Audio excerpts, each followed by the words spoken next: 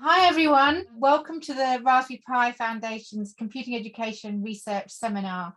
This is a brand new series. Feels ages since we finished our last series in the middle of July, and I'm just delighted to kick off this series on AI, data science, machine learning education, and I'm delighted to welcome Mhairi Aitken. So as I said, this is the first of a series that runs all the way from from here until next March. And it's all about AI education for young people. This is really important to us at the Raspberry Pi Foundation, part of our research strategy around, as part of our research centre, jointly with University of Cambridge. And we're also delighted to be co-hosting this series in partnership with the Alan Turing Institute, which Mhairi is from, so it's all works out very well. The Turing Institute does pioneering work in data science research and education, and so it's a perfect partnership. The format for this session will be 40 minutes presentation, and then we're going to split into breakout rooms for 15 to 20 minutes and then come together for group Q&A. I'm delighted to announce Mhairi Aitken, who's an ethics fellow in the public policy program at the Alan Turing Institute. Her topic for today is AI ethics and engagement with children and young people. Thank you for the introduction, Sue. So I have a noisy chair, so if you hear creaking, it's my chair. Anyway, as Sue said, my name is Mhairi Aitken. It's confusing, my name is spelled with an M, but it's pronounced with a V. It's a Scottish Gaelic name, so I'll just clarify that right at the outset. I'm an ethics fellow at the Alan Turing Institute in the public policy program at the Alan Turing Institute. And I'm delighted to be invited to speak in this seminar series, and particularly to speak about the importance of engaging children and young people in discussions of AI ethics. It's an area I'm really passionate about, and it's an area that I'm currently doing some research around at the moment, along with my colleagues in the public policy program at the Turing Institute. And I'll say a bit more about that research towards the end of this presentation. But just as a bit of an overview of what I plan to cover in the next 40 minutes or so, I'm going to begin by setting out why AI ethics is an important topic, why it's worthy of a seminar today, why we should be interested in ethical considerations around AI.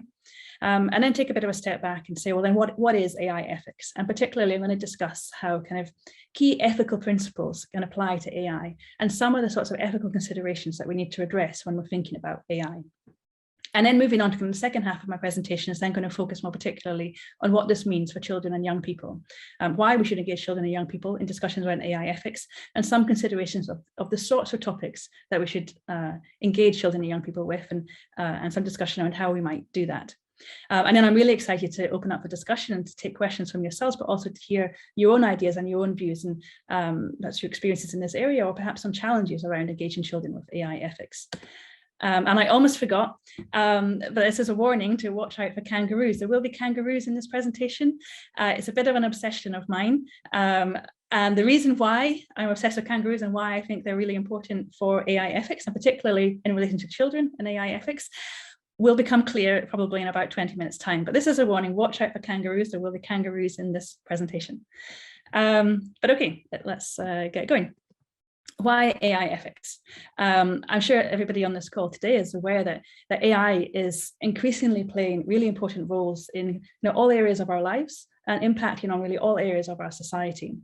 So AI is involved in pretty much every service we might access, whether that's in the public sector or the private sector, everything from healthcare to housing to shopping to commerce. And AI is playing increasingly important roles within all areas of our lives.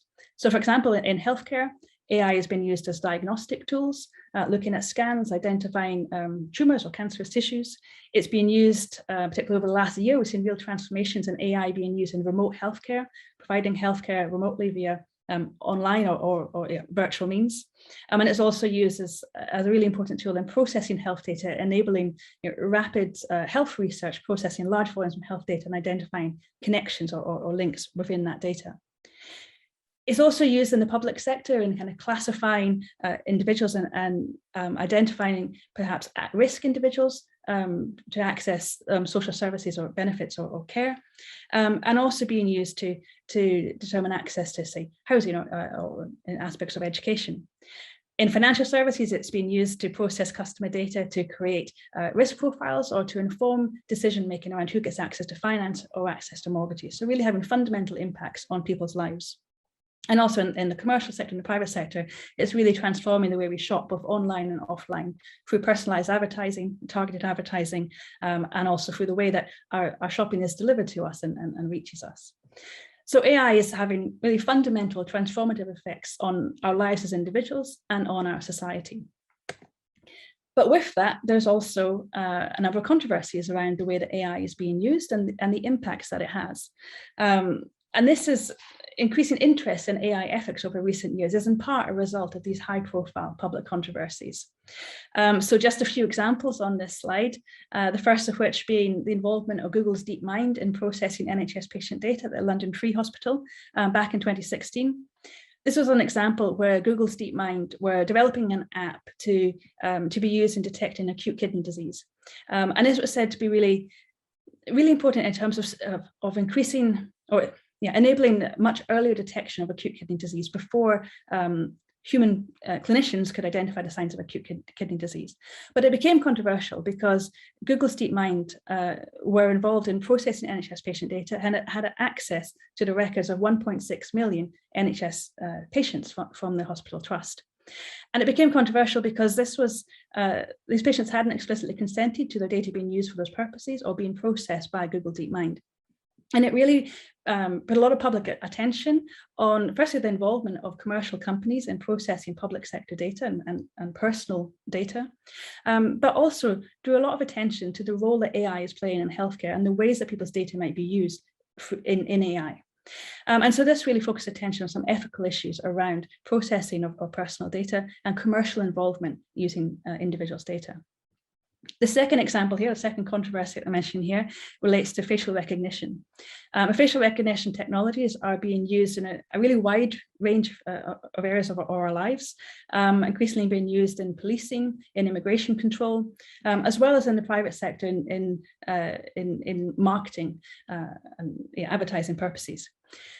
But it's become really controversial recently because there's been a number of studies which have repeatedly shown that there are biases within facial recognition systems. So, for example, it's been shown many, many times that facial recognition works incredibly well, incredibly accurately, if you happen to be a white man, and much less so if you happen to be Black or if you happen to be female, and particularly if you happen to be a Black female. And that's really important when we're using these systems to police crowded places, public spaces. It's really important when you think about who is experiencing the negative impacts or risks of these technologies and who is experiencing the benefits of these technologies. You're much more likely to be stopped or be identified inaccurately if you happen to be Black or female or Black and female than if you happen to be a white man. And that's really focuses attention at the inequitable impacts of these technologies, and that certain groups less privileged groups are more likely to experience negative impacts or risks associated with these technologies. The final example I have here may well be fresh in some of your minds from last summer, in the off-call algorithm, which was used to determine A-level grades for English A-level students last year during lockdown. So this was when the school exams were cancelled because of lockdown, because of the pandemic, because of lockdown, and off-call developed an algorithm to determine A-level students' exam grades. And this was because in the absence of exams, the teachers had created kind of predicted grades based on the schoolwork over the past academic year. But those predicted grades were seen to be likely to be inflated or to be kind of optimistic estimations of the students' attainment.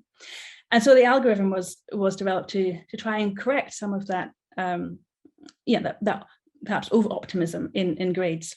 But it did that in a number of ways, and there were a number of aspects of it that were pointed to as being unfair.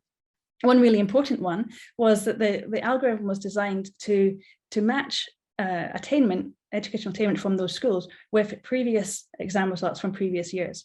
So if you were a student attaining high grades in a school which typically didn't achieve high grades, which typically had low levels of attainment, your mark would have been downgraded. And so this was seen as being deeply unfair, that individuals' marks were being moderated and changed based on previous patterns and not based on their individual attainment of individual circumstances. And so there are many aspects of the way that this algorithm was designed and deployed, which was seen as being deeply unfair, but it really raised kind of public consciousness of the use of algorithms and algorithmic decision-making in public sector and in ways that impacted on individuals' lives and individuals' opportunities. And so these controversies have really focused attention at the need to consider ethical issues around AI and ethical issues around kind of algorithmic decision-making. And they've resulted in increasing recognition of the need to ensure that data and AI are used in ways which are appropriate, legitimate, and publicly acceptable. And there's increasing interest in the idea of establishing kind of a social license for uses of AI. A social license recognizes that being kind of publicly acceptable is not necessarily the same as being legally permissible. So there have been many examples of uses of AI which absolutely complied with the law, but were not socially acceptable. And so to have a social license, we need to ensure that the ways that AI technologies are developed, deployed, and used reflect public values and align with kind of societal expectations around the ways that these technologies would be used and the impacts that they have. It's widely recognized that AI can bring both social and economic impacts, and those might be positive or negative. But in order to maximize the positive impacts and maximize the value of these technologies, we need to address ethical considerations at all stages in designing, deploying, and evaluating AI systems and tools. So that's the why. Now moving on to, well, what is AI ethics? What is it that we're talking about today? As I've already said, AI ethics requires going beyond legal compliance. So legal compliance or regulation sets out, what you must or must not do. And that's kind of the bare minimum. That's kind of non-negotiable. That's the bare minimum in terms of what you must or must not do. Technical knowledge tells us what we can and cannot do, what is kind of technically possible in terms of AI capacities and how they might be used. But ethics addresses really tricky questions of what we should and should not do. And those are really complex questions. They're questions that will have different answers in different contexts as AI technologies are deployed in different contexts. The questions of should and should not will be answered differently. There are also questions that will be answered differently by different groups, different people with different backgrounds, experiences, perspectives, and interests. And so there are no simple solutions to ethical challenges, but rather ethical approaches require kind of continual negotiation and continual judgment to assess what is the right or the wrong thing to do in any particular circumstance or in relation to any particular group within the public. But it's really important to stress that getting it right is not just about avoiding negative impacts. So often when we think about AI ethics or discussions around ethics, there tends to be a great deal of emphasis on mitigating or minimizing negative impacts of technologies and the way that they're used. But equally important is maximizing the value and maximizing the benefits. And it's really important that we think of ethics not just in terms of avoiding negatives, but actually really proactively and creatively thinking about how do we maximize the value, how do we maximize the benefits of technology within our lives and within our society. So I'm going to discuss some kind of broad ethical principles and how these relate to AI. These are very general ethical principles. These are not specific to technology or AI. They're probably most familiar from a kind of medical context in terms of medical ethics. But these are kind of high level ethical principles that we can think about and what do these mean in terms of AI. The first of these is beneficence, so do good. And as I said, this is really important. And I think it's really important that this is first as a starting point. When we're thinking about AI technologies, how they're developed and how they're used, the starting point should be thinking about what value do they bring? How do they bring value to society? What are the benefits of those technologies? So some of the questions that we might ask thinking about AI is, how do we ensure that the benefits of AI are experienced equitably across society? Are these benefits of technology being equitably distributed, or are some groups disproportionately benefiting or disproportionately negatively impacted by these technologies? The second principle, the counter to that, is non-maleficence. So as well as aiming to do good, we also have to ensure that we do no harm, that we're not that technologies are not creating negative impacts. And so here it's important to consider the potential discriminatory practices and outcomes. So as I already said in the example of facial recognition technology, we know there's lots of evidence to demonstrate that these technologies are tending to have negative impacts for certain groups within society while benefiting others. So we need to think about what harm means and who is experiencing the harm and how we mitigate that and how we manage that. We also need to consider do new forms of data collection and monitoring threaten individuals' privacy.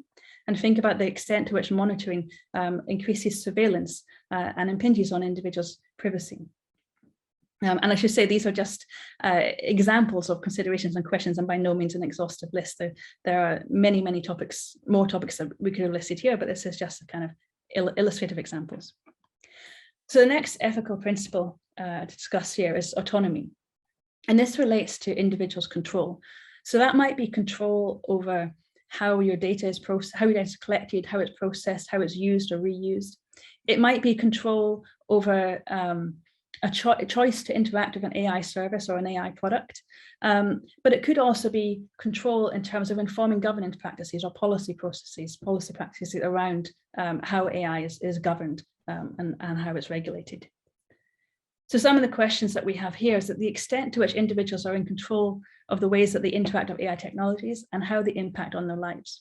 And we might think about lots of different ways that individuals might facilitate, or we might facilitate individuals' control of what that might look like. Finally, the last ethical principle that I'm presenting here is justice. And that relates to fairness, but it relates to fairness both in terms of outcomes and processes. So that's both thinking about the impact that AI technologies have in people's lives and the extent to which they're fair, the extent to which positive impacts are equitably distributed, and the extent to which we avoid negative impacts being disproportionately impacting particular groups in society. But it also relates to processes and the extent to which diverse perspectives and diverse groups are involved in processes of designing, developing, deploying AI systems. So we have to think about how we can protect against unjust outcomes, ensuring that they don't exacerbate existing inequalities or reinforce prejudices. And we have to ensure that diverse perspectives and interests are reflected in the design, development, and deployment of AI systems. So justice is both about outcomes and processes.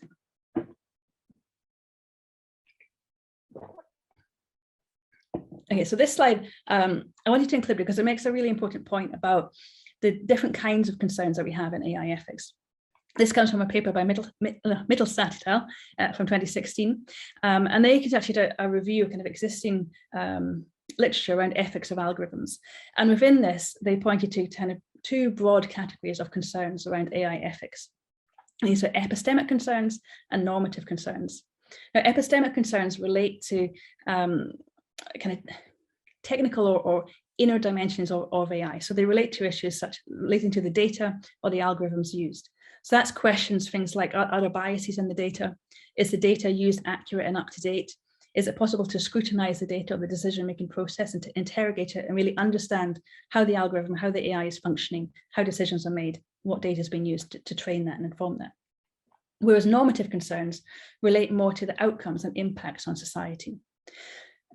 I think it's really important to identify and to think about these two different sets of concerns, because when we're addressing AI ethics and developing approaches or mechanisms to address ethical concerns, it's really important that they take account of these two different categories of concerns. An area of real interest around AI ethics at the moment is around explainability and explainable AI. And that's largely as a result of a lot of concerns around transparency and the extent to which we really understand how AI is functioning and understand how decisions are made, how those decisions affect our lives. But typically, approaches to explainable AI focus really on epistemic concerns. So they focus on explaining kind of the inner workings of AI, what data is being used, how the algorithm functions. And they don't typically explain the normative concerns. So what kind of human or value-based decisions have led to how those systems have been operated, how they've been implemented, how they've been deployed. And that's really important when we think about transparency and when we think about engaging people with AI ethics. And I'll come back to this point when I talk about children in just a moment. Okay, but I said you were to watch out for kangaroos, and here they are. So let me explain why I think kangaroos are really key to addressing AI ethics, and why I think kangaroos really hold the answer to addressing all these ethical considerations that we've raised so far, and really solving ethical dilemmas around AI. And I realize that's quite a bold statement, so I'll try and explain. And to do that, I'm going to tell a story, and this story comes from back in 2017. So it's a story about Volvo and autonomous vehicles, self-driving cars. So back in 2017, Volvo were developing an autonomous vehicle, a self-driving car. And self-driving cars use AI. So it's AI that helps the car to know what to do. So this AI system is trained to do all kinds of things. It's trained to read road signs, to know how to react. It's trained to recognize if a traffic light changes from red to green, to know to go, green to red, to know to stop.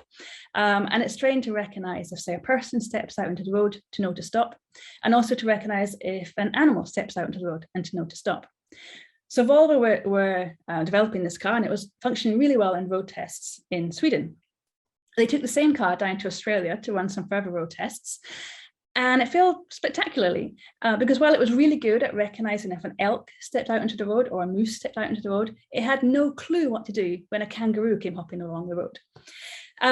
And what this story tells us, or what this story makes very clear, is that the context in which an AI is developed is really important for how it operates. And there are certain assumptions that are embedded within assumptions about what an algorithm needs to know about the world and how to operate. And those assumptions reflect the positions and the perspectives of the organizations or individuals who are developing and training that algorithm, training that AI. So had this car been developed in Australia, they probably would have thought to teach it about kangaroos much earlier, and perhaps it wouldn't have been so good at recognizing elk or moose. And that's really an analogy that can be applied to kind of all the examples that we discussed so far today and all the areas where AI is being developed. So thinking back to the example of facial recognition technology, and that it functions very accurately for white men and much less accurately for Black women. And perhaps that's less surprising when we think that the organizations or the kind of tech firms that are leading the way in developing these technologies are dominated by white men. And so we really need to think about how we involve kangaroos, metaphorical kangaroos, in developing and designing AI and ensure that their voices and interests are reflected in design, development, deployment processes. And I think a really important group of kangaroos are children, which leads me very nicely on to the next part of this presentation, which is focusing on why does this matter for children and young people. And as I said, I think that children and young people are a really important group of kangaroos, and I will stretch this analogy too far, but kangaroos being a group who are impacted by technologies, but whose interests have not necessarily been taken on board in the design and development of those technologies. And that's certainly true for children. So children growing up today are the first generation who are interacting with AI technologies on a day-to-day basis, so throughout the day in many cases. AI is being used in the classroom. It's being used to tailor learning, both online and in the classroom. AI is in toys that children are interacting with, interactive toys, interactive devices in the home, such as smart speakers, which are not necessarily designed for children, but increasingly are being used by children. And it's really important that we take account of children's interests and children's needs when we're thinking about the way that they interact with these technologies. Decisions are also increasingly being made about children's lives based on AI. So decisions about identifying children who might be at risk, who may be identified for intervention by social services or social care, children who may require greater assistance or greater support within the classroom. Those needs have been identified by systems that classify or make predictions based on AI systems. And so it's really important that we think about the ways that we engage children in discussions around the ways that these technologies are used and the ways that they're impacting their lives. And I should also say that this is not just a matter of thinking about how the use of those technologies or the use of those systems impacts on the children who are using them or whose decisions are made through those systems, but also thinking about how, for those children who don't have access to these technologies, what the impact is for them. And increasingly, issues around the digital divide are increasingly important, as AI and kind of online technologies are increasingly mediating how children and young people access information about the world. It's mediating, or it's kind of giving them a window onto the world. And so what are the impacts for children or young people who don't have access to these technologies and potential impacts of digital divide around that? So we need to think about this both in terms of impacts of the technologies and impacts of access or lack of access to those technologies. So the rest of my presentation is focusing on engaging children with AI ethics and why it's important to do that. So I want to briefly just mention that UNICEF's requirements for child-centered AI. And these were set out in the UNICEF policy guidance on AI for children. And within this, they set out a list of requirements for child-centered AI. And these are the nine requirements that UNICEF have identified. And that is support children's development and well-being, ensure inclusion of and for children, prioritize fairness and non-discrimination for children, protect children's data and privacy, ensure safety for children, provide transparency, explainability, and accountability for children, empower governments and businesses with knowledge of AI and children's rights, prepare children for present and future developments in AI, create an enabling environment for child-centered AI, and finally, engage in digital cooperation. I really like this list of requirements, and I think it raises a lot of considerations about how these are enacted in practice, what this actually looks like, how these are implemented.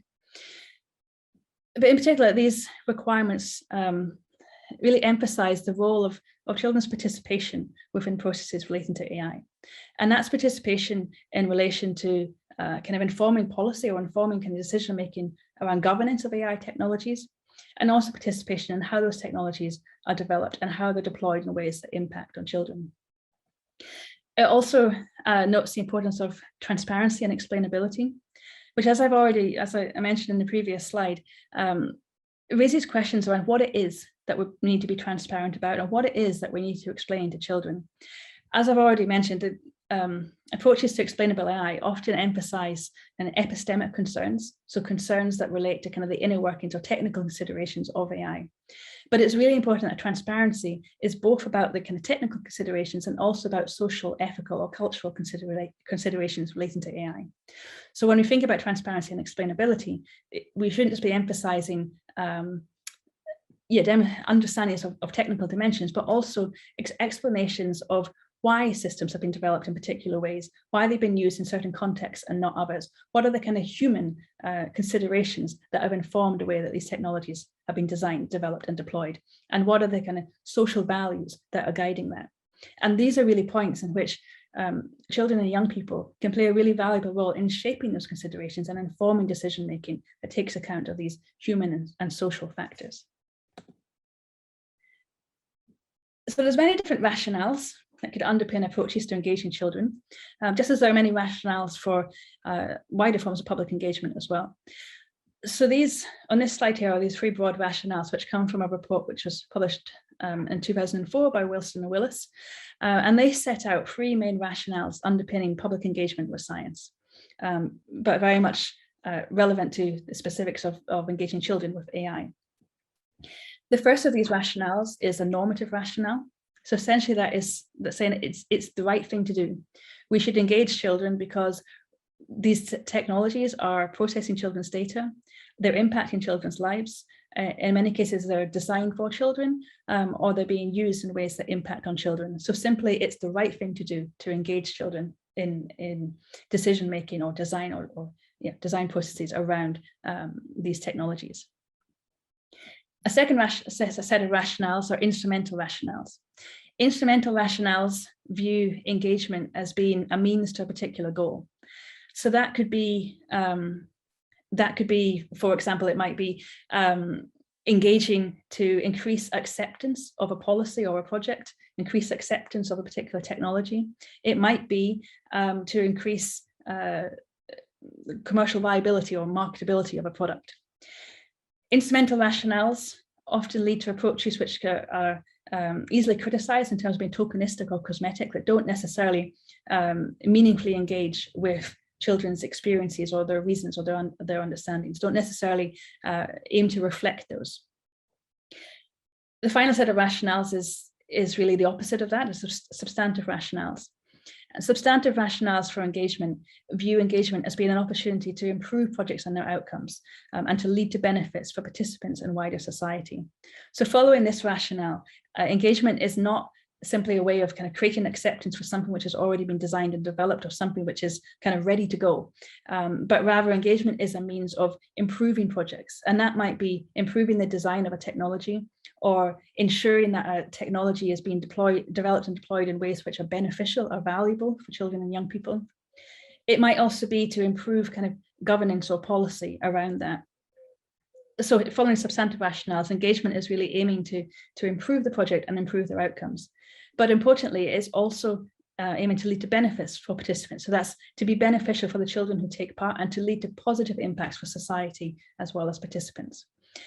And that leads to a very different set of approaches for public engagement or for children, or for engagement with children, which really seek to meaningfully engage with understanding what children's perspectives are, what their interests are, where they have concerns, how might those concerns be addressed, how can their interests be reflected in the design or deployment of AI technologies.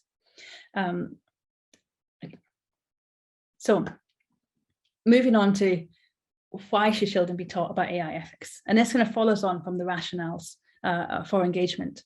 But there are quite a number of different reasons why we should teach children about AI ethics.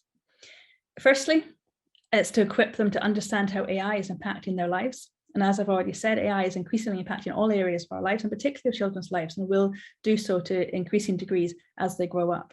So it's really important that they understand how it's impacting their lives, so they understand what these technologies are doing and how decisions are being made about them through uses of AI technologies.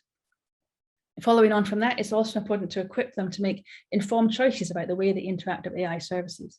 So understanding the potential impacts of these technologies and the ways that these technologies are serving functions which are not necessarily directly visible. So you might interact with, say, a smart speaker, and you understand the interaction that you have in an immediate sense, but not necessarily the ways that data is collected, the ways it is processed, and what's happening less visibly. So it's really important to make informed choices about the ways we interact with these technologies, that children understand the ethical considerations around that. We should teach children about AI ethics also to equip them to develop better AI products and services in the future. And this really ties into, I guess, existing STEM approaches, where there's a lot of emphasis on preparing children to enter the workforce and to enter into careers using AI, designing AI, and into tech careers. But it's really important that for the next generation who are going to be developing AI systems and building AI systems of the future, it's really important that they enter those careers with a good understanding of the ethical considerations, a good understanding of the importance of creating value for those technologies, and the importance of mitigating and minimizing negative impacts or harms from those technologies. So this is really fundamentally important, that we equip children with the understandings of ethical issues around AI as they go into the workforce. And finally, it's really important to teach children about ethics of AI, to engage them in discussions around the ways that AI is used both now and in the future to inform ethical practice. So this is not just about what children can learn about AI, but it's also really importantly what people working in AI and making decisions about AI can learn from children. And it's really important, to stretch the kangaroo analogy one more time, to involve these kangaroos, to involve children in shaping ethical practice and identifying areas of concern, identifying interests which perhaps haven't been included so far, to ensure that their voices are included in decision-making processes and design processes to inform ethical practices by aligning with the values and expectations and interests of all groups within society, and importantly, children. So that's the why. Now the what. What should children know about AI? And there are many things, and I'm sure in the discussion we come up with many, many more things that children should know about AI, or that we would like children to know about AI. But it's really important they know how AI impacts their lives. It's really important that they know how decisions are made with AI and how those decisions impact their lives, where decisions that are affecting their lives have been made by AI, and how and why those decisions have been made. Next, it's really important that they understand that AI gets things wrong. The AI is not magical, it's not mystical, it's a human process, and it gets things wrong. And it's important that we know that, so that we can ensure accountability and ensure that when things go wrong, that they're corrected. And relating to that, it's important that children know that AI is developed by humans and reflects human biases and interests. And this is really fundamental, so that we can ensure accountability, so that we can scrutinize AI systems and hold them to account and ensure transparency around that. And it's also really important so that children can see the opportunities to improve AI and to maximize the value, maximize the benefits it has within society. But most importantly of all, children should know what they want to know. On that previous slide, that previous slide is really a set of assumptions based on my assumptions of what children currently know, what they currently understand, and what I think they should know. But really, we don't know. We don't really know what children currently understand about AI. We don't really know what's of interest to them or what their concerns are. And it's really important that what we teach children about AI, and particularly ethics of AI, reflects their interests and their concerns and what matters to them. And there really isn't a lot of evidence around this at the moment. There have been studies particularly looking at, say, adolescent or teenagers' views on AI and ethics of AI, but there's a very limited evidence about younger children's views of AI and what they know or what they're interested in about AI. And this is a real gap that needs to be addressed. And I think it's really important that when we're engaging children in discussions around AI ethics, that we start with asking the questions of what matters to them. What is it that they want to know, and how do we address that? Rather than making assumptions about what we think they should know or what we think is important for them to know. And I think that's a really important starting point. Which leads me on to my current research. Myself and colleagues in the ethics stream in the public policy programme are currently conducting research looking at the ways of engaging children with AI ethics and how we go about doing that. We are being commissioned by UNICEF as a pilot partner to pilot the UNICEF guidance of our child-centered AI, and currently we're looking at how that relates to public sector uses of AI, and we're seeking to engage children within those discussions to think about what this policy guidance means and how its effectiveness in relation to public sector uses of AI. Following on from that, we're currently seeking to develop approaches to engaging children in discussions around AI ethics, and starting from this point of trying to understand, what do children currently know, what are they currently interested in, and what are the concerns, and how might we address that. And in building on that, we're seeking to develop approaches which can really meaningfully engage children in processes to inform policy and public sector uses of AI and inform ethical practice. And we see this as being a really important opportunity to ensure that children's voices and children's interests are at the heart of ethical AI practice and really shaping future approaches to AI, particularly in the public sector. Which really brings me to the end of my presentation. And I'm really looking forward to hearing questions you might have and to hearing from your discussions. I proposed a couple of discussion topics, areas that I'm really interested in hearing what others may have to say. So firstly, what do you think are the main challenges of engaging children in discussions of AI ethics? And then secondly, how can or how should ethical considerations be incorporated within or alongside existing STEM education?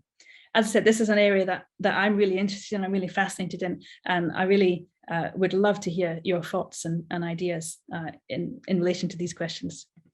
And finally, these are my contact details, and I'd be very pleased to hear from anybody after this.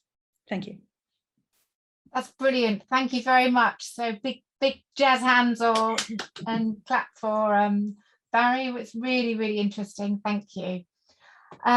So we're now going to go into breakout rooms. When you get to your breakout rooms, we try to get to know everybody who comes to our seminar, so please do introduce each other. Barry, could you put the slide before up with the two questions on, or maybe type them in the chat? Yeah, I will bring it back. Or you just type them in the chat, or somebody could have picked them up, type them in the chat. So the questions we want you to talk about are what do you think are the main challenge of engaging children in discussions of AI ethics, and how should ethical considerations be incorporated within or alongside existing STEM education? Well, I hope you enjoyed your conversations in your breakout rooms and have come up with lots of points to raise. So I've got, I can see some hands up. So we'll start with Callum and then go to Juliet, and then I'll keep an eye on the chat so I don't miss anybody's questions. So Callum, do you want to ask, you can make a comment from the discussion or ask a question? Yeah, I guess we have a mixture of points and questions really. First, I'd like to say thanks a lot for the interesting presentation. I enjoyed that. Had some good discussion in our group So yeah, generally we focus more on the education part in how to make AI relevant and not too high level for children. In our group, kind of struck by the kangaroos analogy, in that we lack a lot of very accessible examples, but that's a very good one for its accessibility. So getting those examples and narratives for children is a good idea. Yeah, challenges for doing it in education would be curriculum and alignment, because usually these adding these will go alongside what's already there. So that kind of raises the question for what people might know of what is there already there to do with AI or to do with ethics, and how can this be like sort of put in alongside those discussions. Lots of notes here. Yeah, looking for parallels with basically what's already in the curriculum, I guess, was the important thing. Yeah, relevance as well depends on the age of kids. You know, you say that you can teach for all ages, but it's going to be obviously very different compared to primary school. An aspect of, I think it was Colin mentioned that he had some kids who wanted to try and hack the school network, and that's what mattered to them. So, but you can, I'm sure you can find other engaging examples, you know, AI, people might want to develop their own AI to take over the world or something, you know, ridiculous things like that. And yeah, also discussing the problem we said before, in the US at least, and I imagine so in the UK and probably anywhere else here, AI isn't really in the curriculum, and getting something in a curriculum does not happen quickly and it's not easy. So again, that comes back to finding those parallels to what's already there. So mostly points with a few questions that we sort of had. But yeah. Mhairi, did you pick up the points there? Yeah, thank you. No, definitely really helpful. And I think that's really the questions around kind of accessibility and how we engage children is absolutely crucial. And you're right that this is different for different age groups, and it might not just be along age groups, but different children from different experiences, different backgrounds, different perspectives are going to have different interests or different concerns around the way that AI is used. And so perhaps there isn't a one size fits all kind of how we teach this, or what kinds of examples we draw on to teach this. And I know this isn't a satisfying answer, but to say that is an area of research. I mean, for me, that's very much a research question I'm working on at the moment, thinking about how we can engage different groups of children and recognize the diversity of interests and perspectives, and how do we accommodate that in engagement, I think is a really important question. And in terms of the accessibility of and use of examples, I mean, examples are really key to bring this to life. And a real challenge that we have in terms of engagement with AI, and this is not just for children, but generally kind of public engagement with AI, is that the image of AI is often one of, you know, robots, or, you know, in the public imagination, particularly for adults, it's like killer robots or robots with empathy and emotion, and that might be an entry point to discussions, but actually most of the ways that AI is impacting our lives is much less visible, and it's systems that are processing information about us and making decisions about what services we access or what products are marketed towards us. And it's much less visible, but it's actually having really fundamental impacts on our lives and transformative impacts on our lives. And I think there's a challenge of, and this is, it is relevant to children, but this is also related to kind of wider public engagement, there's the challenge of creating that accessibility into discussing the ways that AI is already impacting our lives. And I guess challenging the rhetoric of it being about robots and kind of more sensational kind of futuristic images of what AI is. So we really do need these clear, accessible examples that bring this to life in ways of how it is already being used and already impacting people's lives. Thanks, that's really helpful.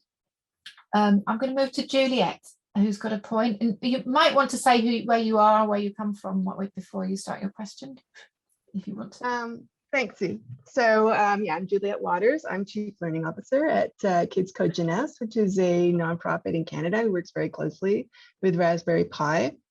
So in terms of the first question, I think we all agree that one of the big challenges in this is the anxiety of adults in teaching this subject. Adults who are never going to feel like they're equipped to have the expertise to teach it, or even the expertise to understand it for themselves. So I think challenge is creating curriculum that really allows adults to relax around that and gives them permission to explore alongside kids.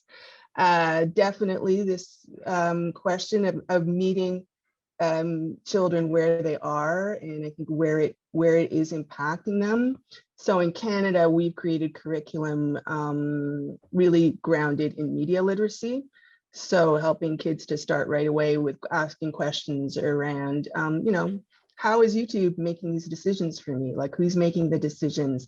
Like at the point where it's really impacting their lives and allowing them to explore it there. So I think that's probably what we sort of agreed on was one of the big challenges. In terms of how to weave it into the curriculum, I think that there was definitely some agreement that could be a very cross-curricular approach. I mean, it can go into creative subjects, creative writing, it can be brought into art, into issues around generative art. And of course, I think within the STEM subjects, you know, they can be brought in. I've seen some really interesting curriculum now being introduced in the States by code.org, where they use things like model cards really quite early, is so that kids, even imagining AI, have to also ask their questions about how that AI would be used, what would be the risks of that AI that they imagine creating, all of these kind of things to get them to think about these values questions, Mhairi, that you brought up that are so important. And we're very fortunate in Quebec, where we are, that there is a K-12 ethics course. And we have found that this has worked very, very well for us to be able to work with specialists in ethics. Because as one person brought up, it's very, very important that you want to be age appropriate in some of these questions and explorations. And if you have a good K-12 ethics course, it actually can be a very natural fit for some of these issues that are, you know, computer science issues, but are very much values issues as well. Mm-hmm. Yeah. Yeah, lots of really helpful points and examples there. I think I really agree with you on that thing about adults having anxiety around teaching this. So adults having anxiety to kind of broach these topics. I've seen that many times and probably felt that myself many times when I talk to children about AI. And that actually our entry point into these subjects are so different, because for us, this is something that we've come to kind of at a later point in our lives, and it's something that we see as technical or something that we see as new, and that a lot of people have kind of nervousness or kind of feel a bit scared about, you know, the extent to which they understand these topics. Whereas for children, very often, I mean, not always, but very often, AI is just something that's embedded in their lives, that's always been embedded in their lives, that they interact with on a daily basis, that is in their homes, that is not, doesn't have the same kind of sensational feeling that it does to us, because it's more normal and more embedded, or has been from an early age. So I think that is a sort of starting point to think that actually we don't need to talk about this as something completely like new or extraordinary, or something that's like new in that way. We can talk about it in terms of the technologies that they're already engaging with, that they're already interacting with, the systems that are already in place that are normal within their lives. And there's a starting point for discussion, which isn't something scary or like that doesn't have to have that anxiety. But I think you're right, as adults we have a different perspective on it. Thank you. Got lots of hands up and questions in the chat. I think Julie's had her hand up for a long time, so Julie, do you want to make your points? And Glenn's put some questions in the chat, and then we'll go to Jen. Thank you. Well, Alan, who's in our group, made a very, very good, very wise statement right at the onset. He said that we really are at an early stage, and what we need to do is listen to each other. And we haven't got any answers at the moment. Everything's in a state of gestation. But we were contemplating, well, what's the situation like now with regard to computer science and such matters in schools? Well, there is a need for computer science teachers who are trained, have the knowledge, etc. If that is creating issues, then surely there are going to be issues on developing a discourse with regard to artificial intelligence itself, let alone the ethics around it. So that's one of the practical issues that we were talking about.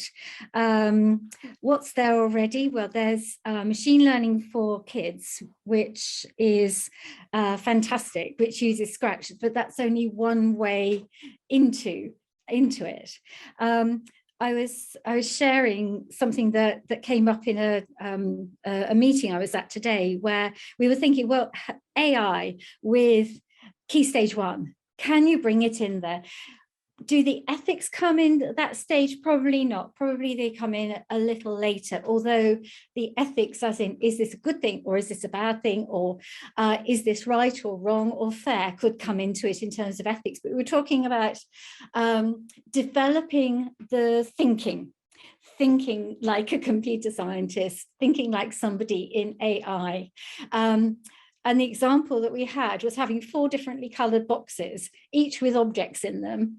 They have something in common. Each of them is, and they are mutually exclusive. And the children are, now this could be year 1, it could be reception. Each one is given an object and they have to put it in the box. Now you can differentiate, there can be something exactly the same in one of the boxes. So the child will know to put it in there, but there again, it could be one where you're equivocating. And so you don't necessarily know which box to put it in. But once you've decided that that is the box it goes in, you need more examples in there. So this is developing that idea of the more examples you've got, and the different examples will help to guide a judgment on whether an instance is 1, 2, 3, or 4. So there are ways of doing it. We believe that there are ways that you can bring in AI into the curriculum. In terms of the curriculum itself, we talked about the teach computing curriculum units, and there is one, I can't remember which one, I think it's computer systems in Key Stage 3, where there is a lesson that broaches machine learning. So it's already in there. This led us down the avenue of courses and talks that we've attended, where you can actually look at the curriculum. Where can you bring it in there? It's not something new that you need to bring in. It's just another strategy, another way in which something can be addressed.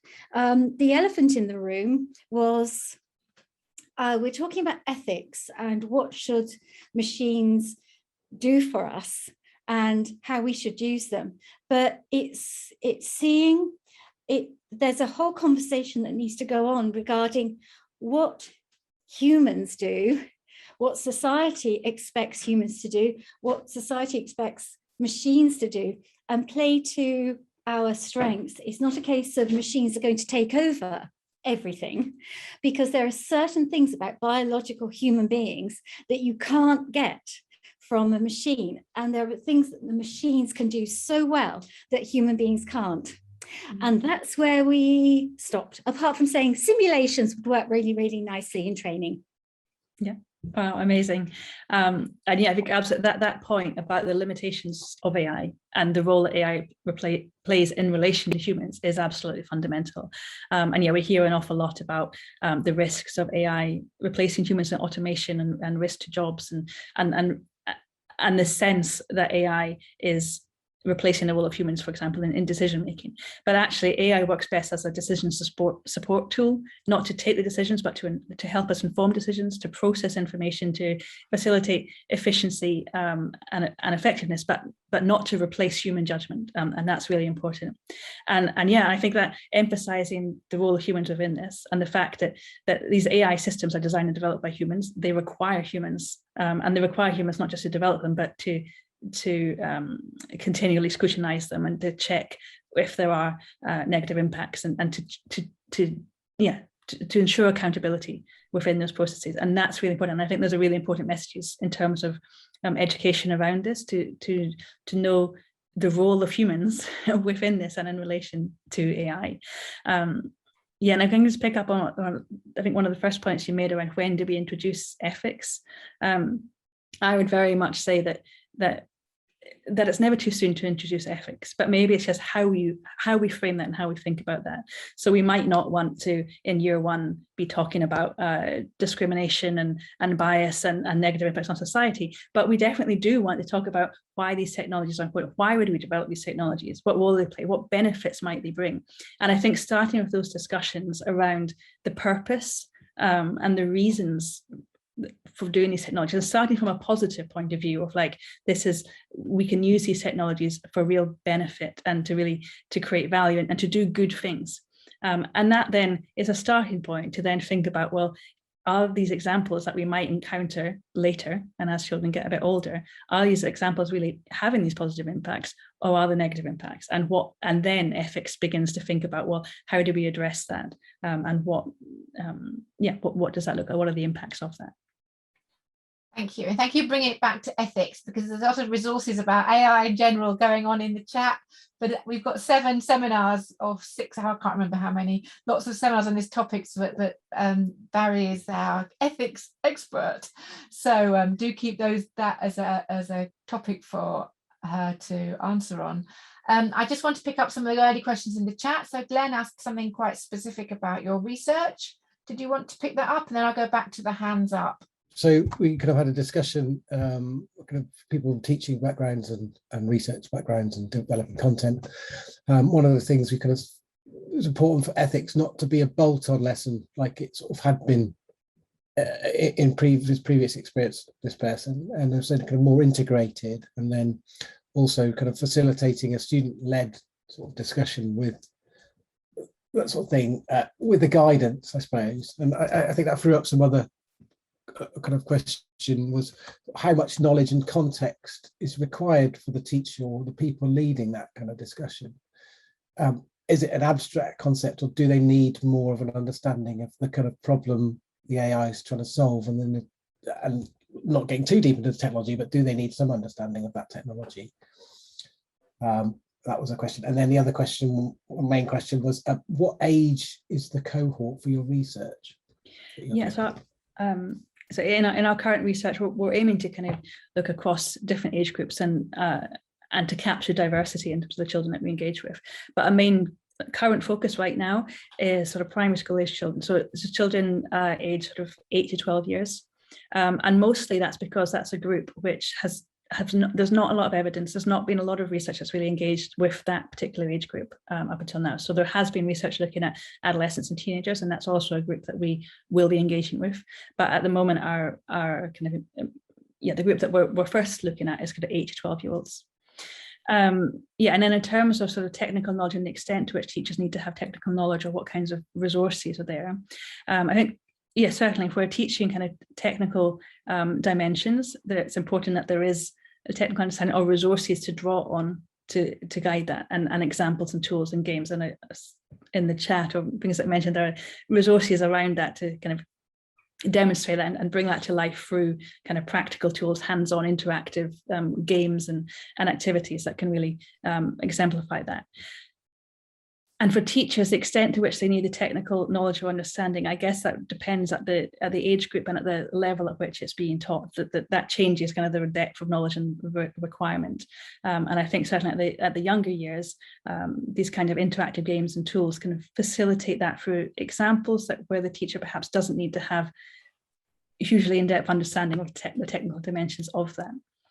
And then in terms of, I guess, teachers' confidence to teach in areas where there isn't, where they don't have a technical knowledge or understanding, or to kind of facilitate the discussion of the ethical dimensions. I suppose it is really important to not have that nervousness or fear of opening up a discussion where there aren't all the answers. And that's quite a hard thing to do sometimes. But it's really important, and actually for children to explore these issues, to have questions that perhaps lead to more questions, but it sparks that curiosity. And through that curiosity, we all learn as adults and as children. And it can, create a more kind of interactive engagement, and perhaps those questions can be followed up in future lessons or can become a topic to explore or become a theme. But I think it's really important to that learning, that's that curiosity and not to be worried that there aren't answers to questions. It's a normal fear to have, but it's an important one for teachers to kind of let go of and allow the questions and the curiosity to lead the learning. I really agree with that. Though as a teacher, as an ex-teacher, sometimes that's quite difficult not to know the answers. I'm gonna so Jen has now had her hand up for the longest by my reckoning. So do you want to Thank you, Sue. Yeah. So I'm Jen Person, founder of Defend Digital Me. We're a small civil society organisation that campaigns for children's rights in data, particularly in the education sector. And I'm part of a working group for the Council of Europe on AI in education at the moment. So I'm really fascinated by your research. Others in the group are going to pick up on other points, but the point I was asked to raise was I think we're also cautious in this area about a solely ethics focus when there's a lot of ethics washing goes on across the industry and sort of pushing the discussion towards ethics when it may cloud to some extent questions of whether the practices that go on in AI are lawful and whether or not there is some need for a rebalancing of that discussion in the law, understanding the law around AI, in particular when it comes to data processing underpinning it. Obviously, that's very close to my heart. And also, we've done research recently ourselves with on a very small basis around data and young people, and very much back your findings that the instrumental points are relatively irrelevant to them, and it's the substantive things they're interested in. AI, we can all discuss AI to the cows come home. They're not that interested in AI per se, but they have fascinating insights and far more switched on than I think a lot of current public policy debate gives them credit for. But it's all about substantive issues. It's how does this going to affect my life, my friends? Will I be treated fairly? Why are my parents having judgments made against them in universal credit that they don't understand? These are the things that really impact their everyday lives. And so I think it's terrific the research is looking at that. We'd also caution, I think, a little bit on the discussion focusing too much on age versus capacity. Obviously, the UN Convention on the Rights of the Child focuses on a capacity-based rights basis for children and young people. It's a challenge because industry wants to push towards age all the time because that's easy and convenient. In teaching, obviously, children tend to be banded by age, but not always. But where possible, capacity is a really vital thing to consider. And also, to what extent the discussion pushes the responsibility for understanding these issues back to the child or back to the individual as an adult even. So where, of course, you want to promote agency and autonomy and the rights of the child to understand information that they have access to and age appropriate or capacity appropriate information, we also need to be careful that doesn't then sort of distract from the requirements of company accountability to make sure that what they're doing is lawful, and that in fact, if children don't understand this and don't have the capacity to understand it, that it doesn't impinge on their rights and fundamental freedoms just because we've sort of said, well, it's all about the children understanding this today. So a fantastic talk. Thank you very much. I think a lot of these points, how we frame the words that we use of who has responsibility and accountability will frame the actions that come out of it in public data policy and AI policy. So I think it's really vital that we get this sort of debate right, and it's a fascinating discussion. Thank you, everybody. Thank you. Yeah, no, I absolutely agree with all those points, and it is really important when we're thinking about ethics but the role of ethics and the responsibilities within that. And some of this is about, really importantly, about increasing understanding and awareness of children's rights, people's rights, and the legal mechanisms and regulatory mechanisms around that, and the ways to ensure that those rights are upheld and respected.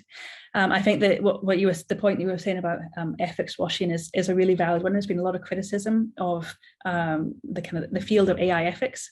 We've certainly seen in the last say 5 to 10 years, a real kind of explosion of interest around ethical issues around AI, and that's brought with it a proliferation of kind of guidance and toolkits and sets of principles relating to AI ethics. It's brought within a lot of commercial firms, working groups on AI and kind of internal ethics processes, and with the criticism here is that often is a means to advocate for kind of self-regulation and internal processes to ensure ethics and accountability as a means of advocating against more formal regulation or stricter regulation. And it's really important that we're clear on what ethics means, and that ethics has to have teeth and be effective and actually change things. And if we're pursuing ethics in a way which is allowing organizations to carry on as normal, or to visibly make commitments to ethical practice, but actually not fundamentally change any approach or the outcome, or change what's happening, then the accusations of ethics washing are probably fair and reasonable. I should say I work in the ethics team at the Alan Turing Institute, and this is very much an area that we're working on, trying to create really practical, meaningful tools to ensure ethical practice in AI. And we work particularly with public sector, but this is equally applicable to private sector. And thinking about how do we really put that into practice and move beyond kind of abstract principles of ethics to really meaningfully enact that, and to create mechanisms and processes to demonstrate ethical practice, and to demonstrate the ways that has guided processes around AI and really changed how practices are undertaken, so that ethics is not an abstract principle or something which is easy to kind of say, yes, we're committed to an ethical approach, but actually demonstrate that. What does that mean? How are you acting on that? And what does ethics mean in a practical sense? Thank you. I'm conscious we're sort of running out of time with 4 minutes before we finish. I've got 2 people left with their hands up. Is there a quick 10-second point you could each make? And then we'll wrap up. Mavis, is it something quick that you wanted to say? Sorry. That's fine. I was just supposed to present for our group, but I think a lot of these were covered tangentially. Okay. And I've put other things in the chat, so I'm fine. That's brilliant. Thank you. Chetna, is there anything, 10 seconds, quick comment you wanted to make while you've got the... Yeah, so thank you so much. It's just that I wanted to just add on that movies are a great way to actually teach ethics to children. So movies like Avengers, where an Iron Man is there, you have AI actually, a child can actually listen to things and understand how AI works, and maybe then creative thinking and critical thinking, all those things can start around those movies. That is what I wanted to say. That can be a good idea. Thank you. Thank you. And so we'd just like to say thank you again. So I'm not giving you a chance to answer them because we need to wrap up now. But can we just say thank you again to Mhairi for that wonderful talk and all the questions. We had loads of questions, so we could have gone on for ages. If you've got other comments, you can still use Twitter, RPF seminars, and we will, as always, share the slides and the video, and there'll be a blog post that highlights the main points so that you can revisit this. Mhairi's put her Twitter handle there, so you can contact her directly. And if you want to find out more about our series, you can sign up for our research update newsletter. And we're really looking forward to seeing you at other seminars. So we've got another 6 seminars in this series to come. You can see the titles there. They're all on the first Tuesday of the month, and we'll cover this topic from a range of different angles, and hopefully, have really robust discussions and learn a lot in the process. And hopefully, Mhairi, you might come back and listen to some of the other talks as well. So thank you all very much for your participation, and just wanted to say thank you again.